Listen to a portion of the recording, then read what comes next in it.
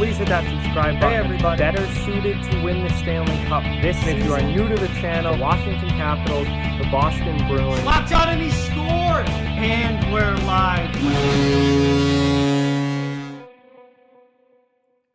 Hey everybody, we're back again for another 2020 qualifying round series preview, and today we're going to be looking at the 6 versus 11 matchup in the Western Conference between the 6 seed Nashville Predators and the 11 seed Arizona Coyotes. Before we begin, I just ask that you please hit that subscribe button if you're new, and give this video a thumbs up if you haven't already, as those likes go a long way in helping the channel. But let's get into it here, starting with Nashville. Nashville finished the year with a 35, 26, and 8 record, good for 78 points in the Western Conference. And they only got to play 2 of their scheduled 3 games against the Arizona Coyotes in the regular season, obviously because the season got cut short, and they went 1-1-0 in those games versus Arizona. They were pretty middle of the road offensively this year, scoring 3.07 goals for per game, which was 16th in the NHL, so right around mid-pack as far as offense goes for the Predators.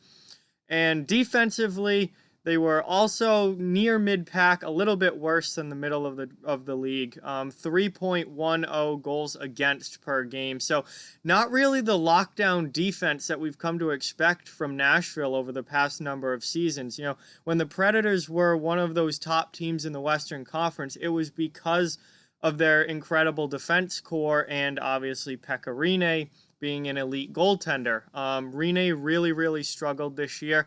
Had a pretty rough season, certainly really bad by his standards. We did see the emergence of UC Saros look like he is probably the next starting goaltender for Nashville, but he's still fairly young.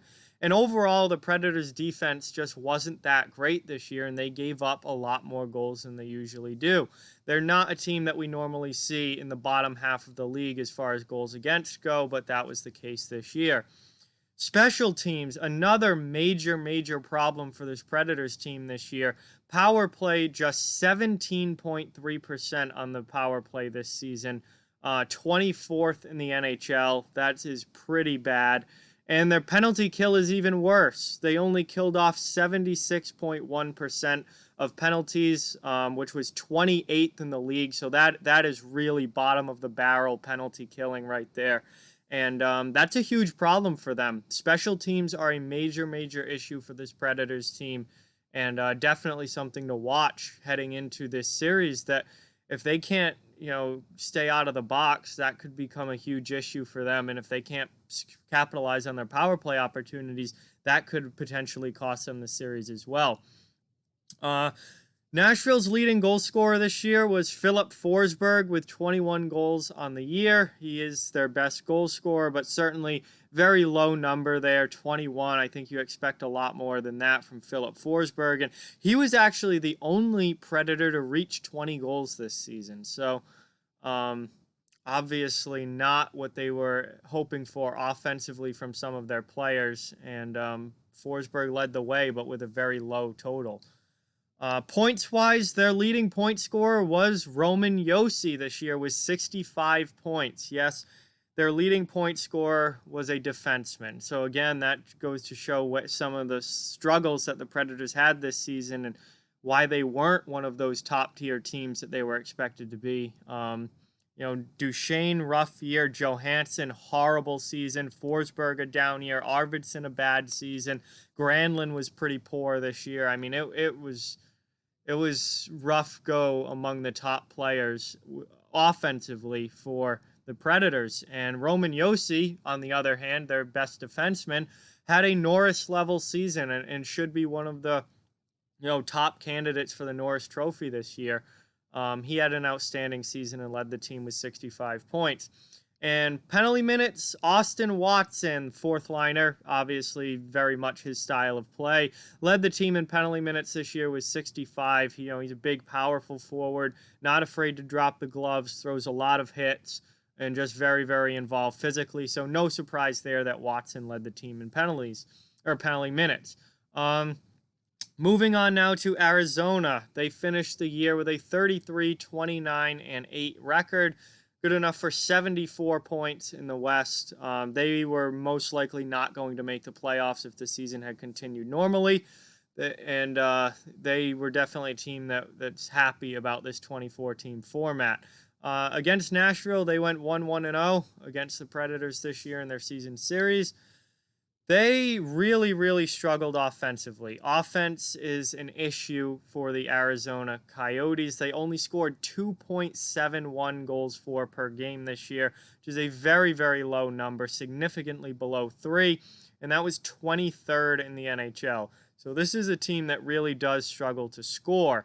However, on the other hand, they are one of the absolutely best defensive teams in the league, particularly when they have a healthy Darcy Kemper in goal, which they will heading into this series.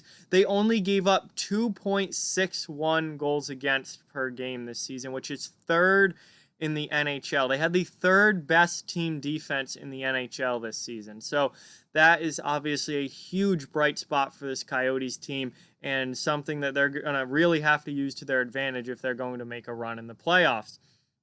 Their power play operated this year at 19.2%, which was 18th in the NHL, so a little bit higher in the league than their overall offense, but still pretty middle of the road there as far as power play is concerned.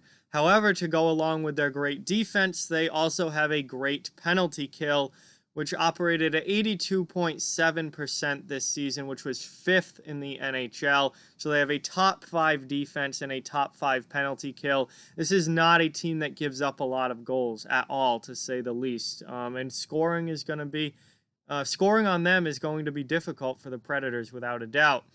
Their leading goal scorer this year was Connor Garland, which certainly would, I think, come to as a surprise to many people. But Garland had a really, really good year with 22 goals this season. And that, again, pretty low number for a team leader in goals. But this was a team that struggled offensively. And Garland had a pretty good year for himself personally. And 22 was enough to lead the team. Leading point scorer was Nick Schmaltz with 45 points on the season. Yes, 45 points led this team in scoring this year, which again shows the lack of offense that they have and what an issue that could possibly become. Nobody even got to 50 points on this team. And penalty minutes, Oliver Ekman-Larsson and Jacob Chychrun were tied for the team lead in penalty minutes this year with 38 apiece, both defensemen. This overall, Arizona is not an overly physical team. They're not a team that gets involved in the rough stuff very much, and they really don't have players that rack up very many penalty minutes on this team.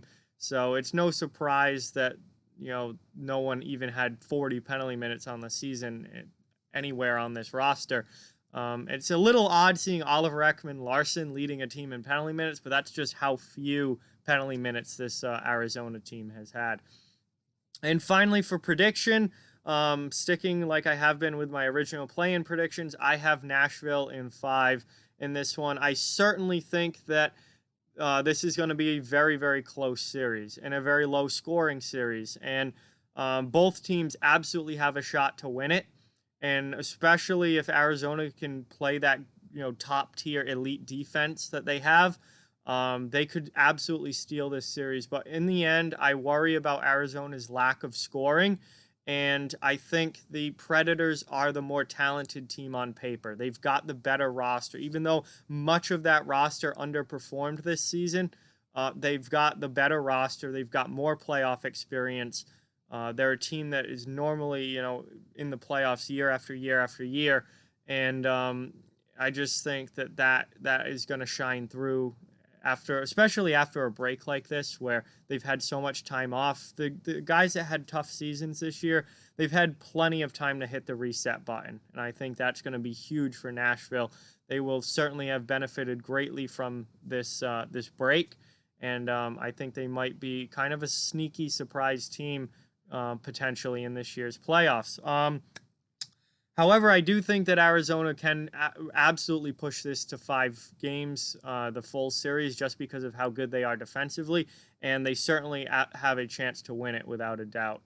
So, as far as that goes, that's my thoughts, my preview here for the Nashville and and Arizona series. Again, I think either team can win this. I expect it to be very, very close, very, very low scoring. It's going to come down to, can Nashville score enough goals to on this Arizona defense? And on the other way, we know both of these teams are probably going to play well defensively. Can Arizona score enough goals to beat Nashville? That's a huge question that I have. I lean towards Nashville's experience, and they're just more star power. They've got a better, more talented roster, and I think that that's really going to come through in this series and just be enough to squeak things out in the Predators' favor. But again, if Darcy Kemper plays at that elite level, if Arizona finds a way to hold this Predators team to 0, 1, 2 goals max in these games, then I think that it would really shift in the favor of the Coyotes winning this series. And again, I have it going the full 5 games. I think it really can go either way. So there's my thoughts on the Arizona Coyotes versus Nashville Predators series. Like, comment, share, subscribe, follow on social media. All those links are down in the description below. If you'd like to further support the channel, the links to our Patreon and merchandise store are down in the description as well. Keep spreading the word about this channel. Let's keep this thing growing. Thank you very much for watching. Hope you enjoyed the video, and I'll talk to you guys soon.